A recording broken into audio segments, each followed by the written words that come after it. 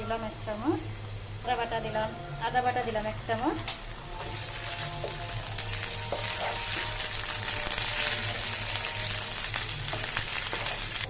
এখানে আমি পেঁয়াজ বাটা 1 কাপের মতো রেখেছিলাম সেটা দিয়ে দিলাম। পেঁয়াজটাকে ভালো করে মশলাগুলো কষিয়ে নিব। আমি 1/2 চা চামচ মরিচের গুঁড়া দিলাম, এখানে হলুদের গুঁড়া নিলাম 1/2 চা চামচ,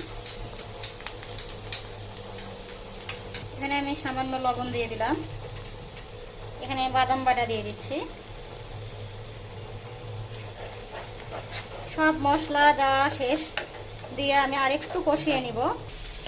তো এখানে আমার মশলাটা কষানো শেষ, তো আমি এখন চিকেনটা দিয়ে দিচ্ছি।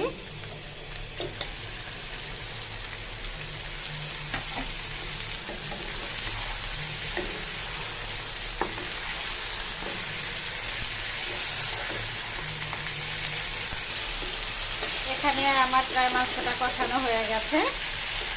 তো আমি এখানে একে একা পরবর্তী মশলাগুলো দিয়ে দিব। এখানে কিশমিশ আলু বোখারা দিয়ে দিলাম, টমেটো সস দিয়ে দিলাম 1.5 টেবিল চামচ।